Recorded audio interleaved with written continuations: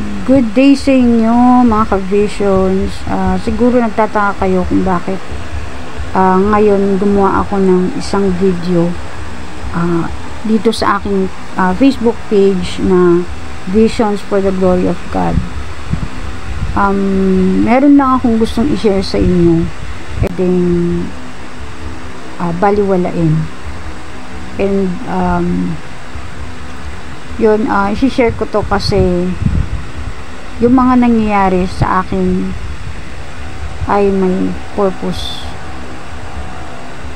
And sa pag-aaral ko, pag-research ko, ang purpose ng lahat ng pinapakita sa akin, lahat ng nangyayari sa akin ay purpose na ipaalam, i-share para magkaroon ng transformation sa akin, maging sa ibang makikinig, sa ibang makakapanood.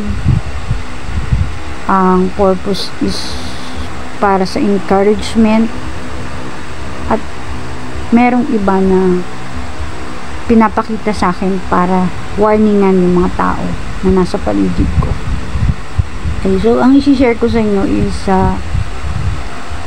nagkaroon ako ng tinatawag na, actually matagal naman ng alam ko na merong nangyayaring spiritual warfare sa akin. Okay.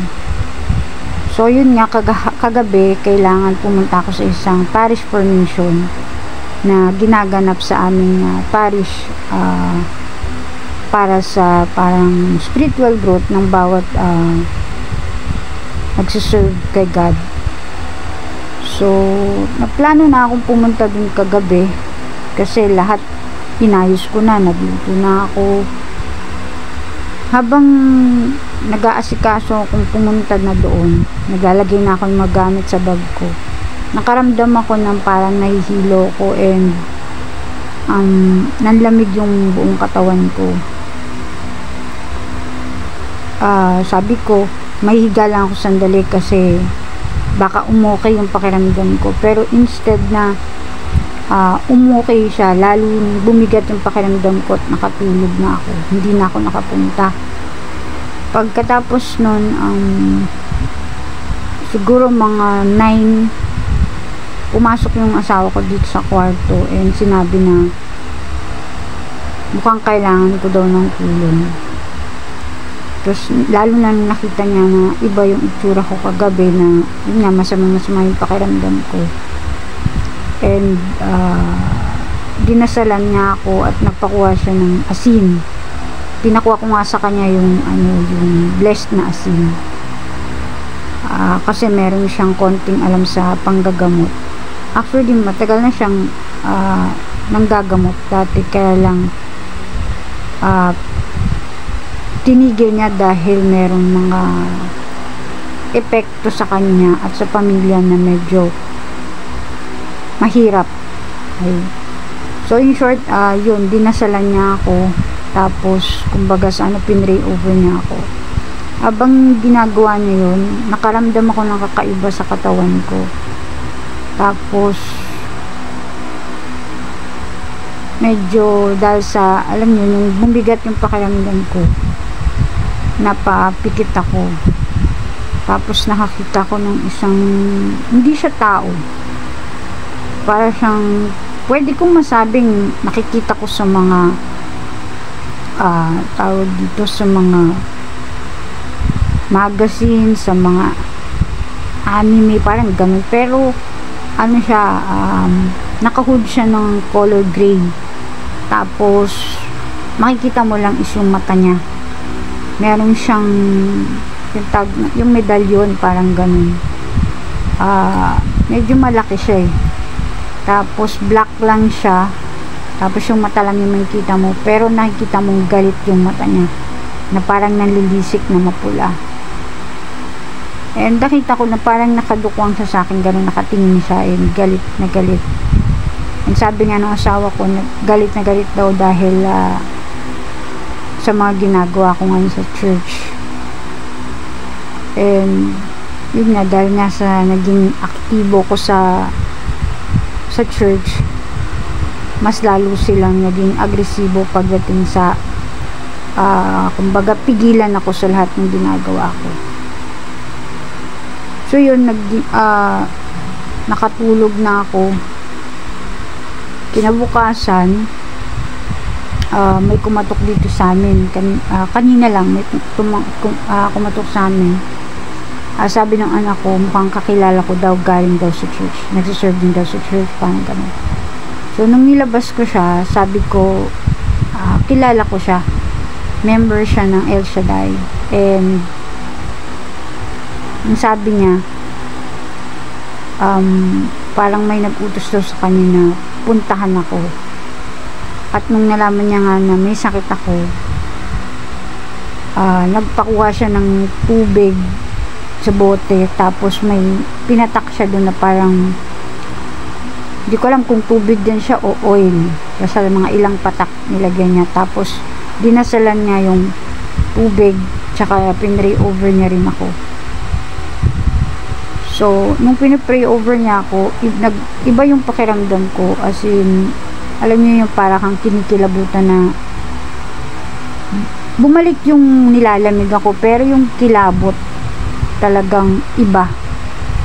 So sabi ko nga, siguro siya yung pinadala ni God na instrumento para sa kagalingan ko ngayong masama na naman yung pakiramdam ko. So yun know, yung aking sinare sa inyo is about spiritual warfare. Lahat naman tayo ngayon ay nasa ganong sitwasyon. Meron lang iba na sensitive, merong iba na hindi lang pinapansin. Kagaya ko, sensitive ako sa mga ganong klase ng paglalaban. Nagkasakit ako last siguro mga 2 weeks na. And syempre, kagaya pa rin ng dati, nagdadasal, nagbabasa ng Bible. Alam nyo, hindi lang isang beses na naranasan ko na guluhin ako habang nagbabasa ako ng Bible or habang nagdadasal ako. Talagang sensitive ako na may kakaibang nangyayari sa paligid ko. So yun nga, yung pag-share ko sa inyo is para maging aware kayo na may mga ganitong klaseng nagaganap sa paligid. Di man kayo masyadong sensitive, pero nandyan sila. Sabihin man ninyo na wala na yan, computer age na tayo ngayon. Mali kayo, kasi yung kakaroon natin ng nasa computer age na tayo, pero hindi nagbabago yun.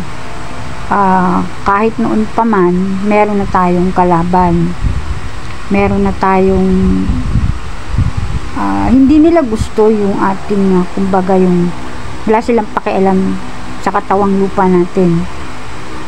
Ang gusto nila yung mga kaluluwa natin. So kailangan maging aware tayo, kailangan patibayin pa natin yung ating pananampalataya. Kung nagdadasal ka ngayon, mas doblehin mo, gawin mong taimtim mula sa puso yung pagdarasal mo. Everyday, sikapin nyo na magdasal ng rosary, or everyday, sikapin nyo na kahit isang chapter lang ng Bible, makapagdasal kayo, basa kayo, kasi yung Bible is the Word of God. Meron tayo minsan mga kinakaharap na sitwasyon na minsan makikita natin na sa pamamagitan ng Word of God sa Bible, nagsasalita ang Panginoon dahil sa mga verse, mga na nababasa natin. So yun lang, sana maging aware kayo, and wag niyong kakalimutang parating magdasal. Maraming nagsasabi na